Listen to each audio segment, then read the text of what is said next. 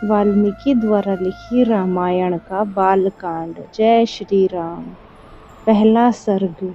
नारद जी का वाल्मीकि मुनि को संक्षेप से श्री राम चरित्र सुनाना। तपस्वी वाल्मीकि जी ने तपस्या और स्वाध्याय में लगे हुए विद्वानों में श्रेष्ठ मुनिवर नारद जी से पूछा, हे मुने, इस समय इस संसार में गुणवान, वीर्यवान, धर्मज्ञ, उपकार मानने वाला, सत्य वक्ता और दृढ़ प्रतिज्ञ कौन है? सदाचार से युक्त, समस्त प्राणियों का हित साधक, विद्वान, सामर्थ्यशाली और एकमात्र प्रिय दर्शन सुंदर पुरुष कौन है? मन पर अधिकार रखने वाला, क्रोध को जीतने वाला, कांतिमान और किसी की भी निंदा नहीं करने वाला कौन है? तथा संग्राम में कुपित होने पर भी किससे देवता से डरते हैं? महर्षि, मैं यह सुनना चाहता हूँ, इसके लिए मुझ में बड़ी उत्सुकता है और आप ऐसे पुरुष को जानने में समर्थ हैं। महर्षि वाल्मीकि के इस वचन को सुनकर तीनों लोकों का ज्ञान रखने वाले नारद जी ने उन्हें संबोधित करके कहा, अच्छा सुनिए। और फिर प्रसन्नता पूर्वक बोले, हे मुनि, आपने जिन बहुत से दुर्लभ गुणों का वर्णन किया है, उनसे युक्त पुरुष को मैं विचार करके कहता हूँ, आप सुने। इक्ष्वाकु वंश में उत्पन्न हुए एक ऐसे पुरुष हैं जो लोगों में राम नाम से विख्यात हैं। वे ही मन को वश में रखने वाले, महाबलवान, कांतिमान, धैर्यवान और जितेंद्रिय हैं। वे बुद्धिमान, नीतिज्ञ, वक्ता, शोभायमान तथा शत्रु संहारक हैं। उनके कंधे मोटे और भुजाएं बड़ी बड़ी हैं। ग्रीवा शंख के समान और थोड़ी मांसल पुष्ट है। उनकी छाती चौड़ी व धनुष बड़ा है।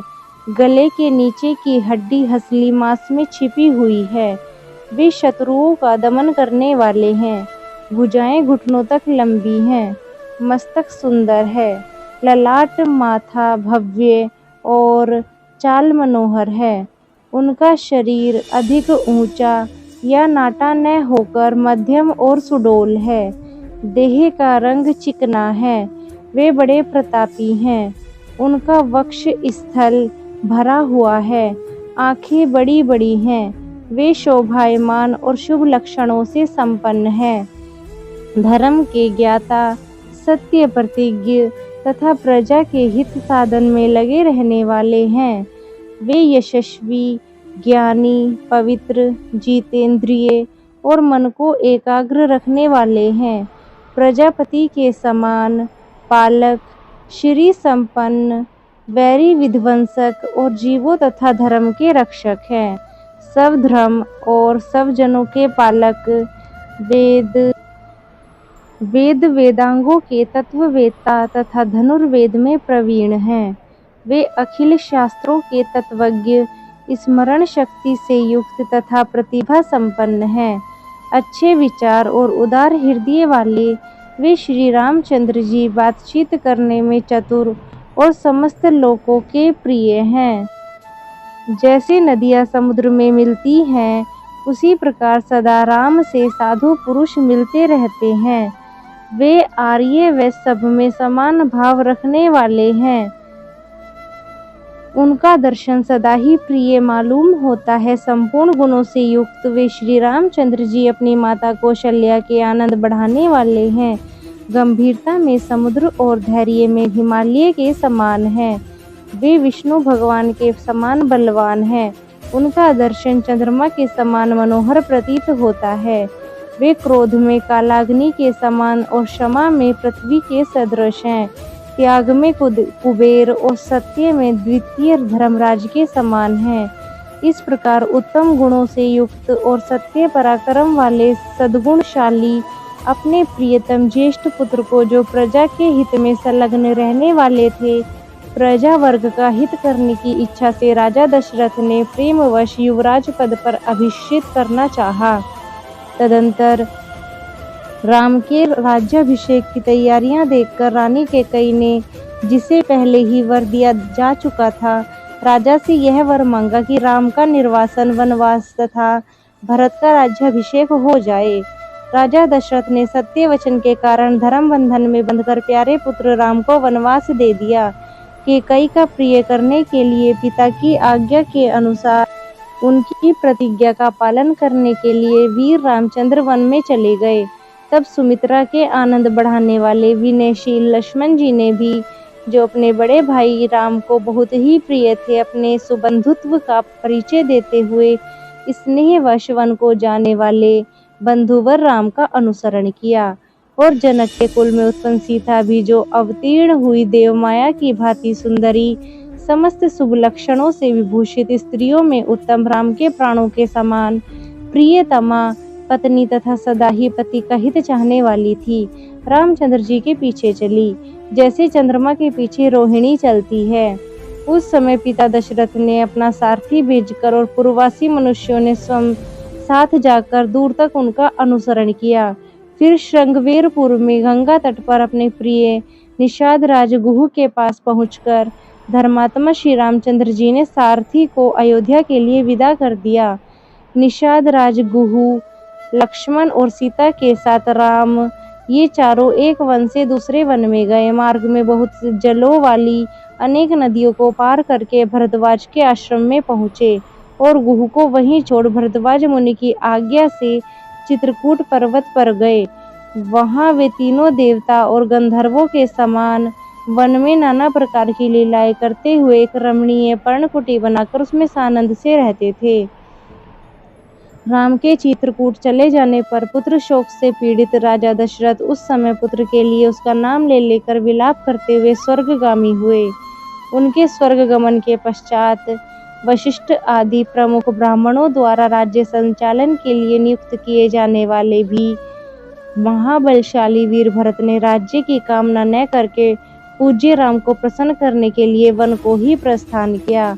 वहां पहुंचकर सद्भावना युक्त भरत जी ने अपने बड़े भाई सत्य पराक्रमी महात्मा राम से याचना की और कहा, धर्मज्ञ आप ही राजा हो, परंतु महान यशस्वी परम उदार प्रसन्नमुख महाबली राम ने पिता के आदेश का पालन करते हुए राज्य की अभिलाषा नहीं की और उन भरतराग्रज ने राज्य के लिए न्यास चिन्ह के रूप में अपनी खड़ाऊ भरत को देकर उन्हें बार बार आग्रह करके लौटा दिया। अपनी अपूर्ण इच्छा को लेकर ही भरत राम के चरणों का स्पर्श किया और राम के आगमन की प्रतीक्षा करते हुए वे नंदी ग्राम में राज्य करने लगे। भरत के लौट जाने पर सत्य प्रतिज्ञ जितेंद्रिय श्रीमान राम जी ने वहां पर पुनः नागरिक जनों का आना जाना देखकर उनसे बचने के लिए एकाग्र भाव से दंडकारण्य में प्रवेश किया। उस महान वन में पहुंचने पर कमल लोचन राम ने विराध नामक राक्षस को मारकर शरभंग, सुतीक्ष्ण, अगस्त्य मुनि तथा अगस्त्य के भ्राता का दर्शन किया। फिर अगस्त्य मुनि के कहने से उन्होंने इंद्रधनुष और एक खंग और 2 तूणीर, जिनमें बाण कभी नहीं घटते थे, प्रसन्नता पूर्वक ग्रहण किए। एक दिन वन में वनचरों के साथ रहने वाले श्री राम जी के पास असुर या तथा राक्षसों के वध के लिए निवेदन करने को वहां सभी ऋषि आए। उस समय वन में श्री राम ने दंडकारण्य वासी अग्नि के समान तेजस्वी उन ऋषियों को राक्षसों को मारने का वचन दे दिया और संग्राम में उनके वध की प्रतिज्ञा की। वहां ही रहते हुए श्री राम ने इच्छानुसार रूप बनाने वाली जन स्थान निवासिनी शूर्पणखा नामक राक्षसी लक्ष्मण के द्वारा उसकी नाक काटकर कुरूप कर दिया। तब शूर्पणखा के कहने से चढ़ाई करने वाले सभी राक्षसों और खरदूषण त्रिशिरा तथा उनके पृष्ठपोषक असुरों को राम ने युद्ध में मार डाला। उस वन में निवास करते हुए उन्होंने जन स्थान 14,000 राक्षसों का वध किया। तदंतर अपने कुटुंब का वध सुनकर रावण नामक राक्षस क्रोध से मूर्छित हो उठा और उसने मारीच राक्षस से सहायता मांगी। यद्यपि मारीच यह कहकर कि रावण उस बलवान राम के साथ तुम्हारा विरोध ठीक नहीं है, रावण को अनेकों बार मना किया, परंतु काल की प्रेरणा से रावण ने मारीच के वाक्यों को टाल दिया और उसके साथ ही राम के आश्रम पर गया। मायावी मारीच के द्वारा उसने दोनों राजकुमारों को आश्रम से दूर हटा दिया और स्वयं राम की पत्नी सीता का अपहरण कर लिया। जाते समय मार्ग में विघ्न डालने के लिए उसने जटायु नामक गृहद का वध कर दिया तत्पश्चात जटायु को आहत देखकर उसी के मुख से सीता का हरण सुनकर रामचंद्र जी शोक से पीड़ित होकर विलाप करने लगे। उस समय उनकी सभी इंद्रियां व्याकुल हो उठी थी। फिर उसी शोक में पड़े हुए उन्होंने जटायु गिद्ध का अग्नि संस्कार किया और वन में सीता को ढूंढते हुए कबंध नामक राक्षस को देखा, जो शरीर से विकृत और भयंकर दिखने वाला था। महाबाहु राम ने उसको मारकर उसका भी दाह किया, अतः वह स्वर्ग को चला गया।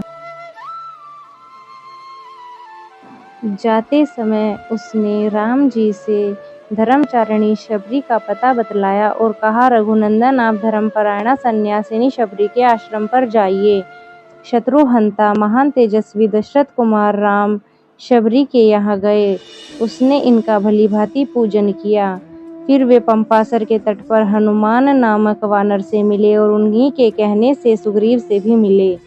तदनंतर महाबलवान राम जी ने जो कुछ हुआ था वह सब सीता का वृतांत सुग्रीव से कह सुनाया। वानर सुग्रीव ने राम जी की सारी बातें सुन के उनके साथ प्रेम पूर्वक अग्नि को साक्षी मानकर मित्रता की। उसके बाद वानर राज सुग्रीव ने स्नेहवश बाली के साथ बैर होने की सारी बात राम से दुखी होकर बतलाई। उस समय राम ने बाली को मारने की प्रतिज्ञा की। तब वानर सुग्रीव ने वहां बाली के बल का वर्णन किया, क्योंकि सुग्रीव को राम जी के बल के विषय में शंका बनी रही थी। राम जी की प्रतीति के लिए उन्होंने दुंदुभी दैत्य का महान पर्वत के समान विशाल शरीर दिखलाया। महाबली महाभाऊ श्री राम जी ने तनिक मुस्कुराकर ही उस अस्थि समूह को देखा और पैर के अंगूठे से उसे 10 योजन दूर फेंक दिया। फिर एक ही महान बाण से अपना विश्वास दिलाते हुए 7 ताल वृक्षों को और पर्वत और रसातल को बींध डाला। तदनंतर राम के इस कार्य से महाकपि सुग्रीव मन ही मन प्रसन्न हुए और उन्हें राम जी पर विश्वास हो गया। फिर वे उनके साथ किष्किंधा की गुफा में गए।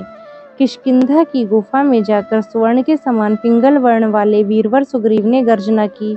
उस महानाद को सुनकर वनराज बाली अपनी पत्नी तारा को आश्वासन देकर तत्काल घर से बाहर निकला और सुग्रीव से भिड़ गया। वहां राम जी ने बाली को एक ही बाण से मार गिराया। सुग्रीव के कथनानुसार उस संग्राम में बाली को मारकर उसके राज्य पर राम जी ने सुग्रीव को ही बिठा दिया। तब उन वानर राज ने सभी वानरों को बुलाकर जानकी जी का पता लगाने के लिए उन्हें चारों दिशाओं में भेजा।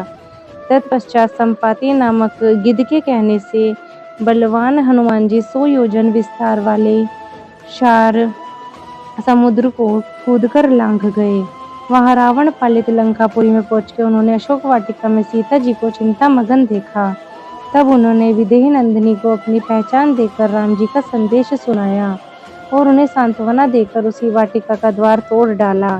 फिर 5 सेनापतियों और 7 मंत्री कुमारों की हत्या कर वीर अक्षय कुमार का भी कचूमर निकाला।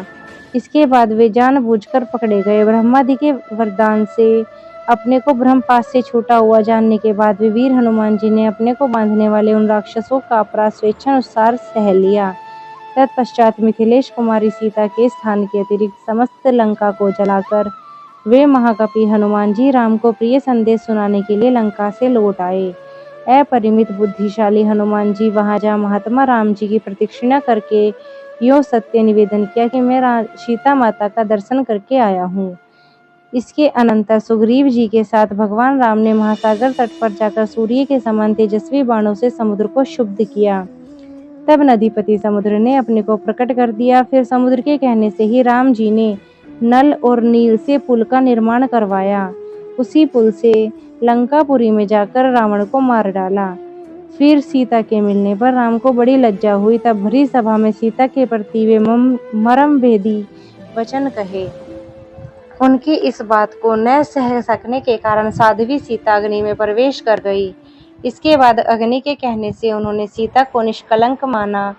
महात्मा राम जी इस महान कर्म से देवता और ऋषियों सहित चराचर त्रिभुवन संतुष्ट हो गया। फिर सभी देवताओं से पूजित होकर राम बहुत ही प्रसन्न हुए और राक्षस राज विभीषण को लंका के राज्य पे अभिषिक्त करके कृतार्थ हो गए। उस समय निश्चिंत होने के कारण उनके आनंद का ठिकाना न रहा। यह सब हो जाने पर राम देवताओं से वर पाकर और मरे हुए वानरों को जीवन दिलाकर अपने सभी साथियों के साथ पुष्पक विमान पे चढ़ के अयोध्या के लिए प्रस्थित हो गए। भरद्वाज मुनि के आश्रम पर पहुंचकर सबको आराम देने वाले सत्य पराक्रमी श्री राम जी ने भरत जी के पास हनुमान जी को भेजा। फिर सुग्रीव जी के साथ कथा वार्ता कहते हुए पुष्पक आरूढ़ हो वे नंदीग्राम को गए। निष्पाप श्री रामचंद्र जी नंदीग्राम में अपनी जटा काटकर भाइयों के साथ सीता को पाने के अनंतर पुनः राज्य प्राप्त कर लिया है। अब राम जी के राज्य में लोग प्रसन्नता पूर्वक सुखी, संतुष्ट, पुष्ट, धार्मिक और रोग व्याधि से मुक्त रहेंगे। उन्हें दुर्भिक्ष का भय न होगा। कोई कहीं अपने पुत्र की मृत्यु नहीं देखेगा। स्त्रियां विधवा नहीं होंगी, सदाई पतिव्रता होंगी। आग लगने का किंचित भी भय नहीं होगा। कोई प्राणी जल में नहीं डूबेंगे। वात और ज्वर का थोड़ा भी नहीं रहेगा। क्षुधा तथा चोरी का डर भी जाता रहेगा। सभी नगर और राष्ट्र धन धान्य से संपन्न होंगे। सतयुग की भांति सभी लोग सदा प्रसन्न रहेंगे। महायशस्वी राम बहुत से स्वर्णों को दक्षिणा वाले 100 अश्वमेध यज्ञ करेंगे। उनमें विधि पूर्वक विद्वानों को 10,000 करोड़ 1 खरब गांव, ब्राह्मणों को अपरिमित धन देंगे। 100 गुणे राजवंशों की स्थापना करेंगे। संसार में चारों वर्णों को वे अपने अपने धर्म से नियुक्त रखेंगे। फिर 11,000 वर्षों तक राज्य करने के अनंतर श्री रामचंद्र जी अपने परम धाम को पधारेंगे। वेदों के समान पवित्र, पापनाशक और पुण्य में इस रामचरित्र को जो पढ़ेगा वह सब पापों से मुक्त हो जाएगा। आयु बढ़ाने वाली इस रामायण कथा को पढ़ने वाला मनुष्य मृत्यु के अनंतर पुत्र, पौत्र और अपने परिजन वर्ग के साथ ही स्वर्गलोक में प्रतिष्ठित होगा। इसे ब्राह्मण पढ़े तो विद्वान हो जाता है। क्षत्रिय पढ़ता हो तो पृथ्वी का राज्य प्राप्त कर लेता है। वैश्य व्यापार में लाभ प्राप्त करता है। शूद्र प्रतिष्ठा प्राप्त करता है। इस प्रकार श्री वाल्मीकि द्वारा निर्मित आर्ष रामायण के आदि काव्य के बालकांड में पहला सर्ग पूरा हुआ। श्री रामचंद्र की जय।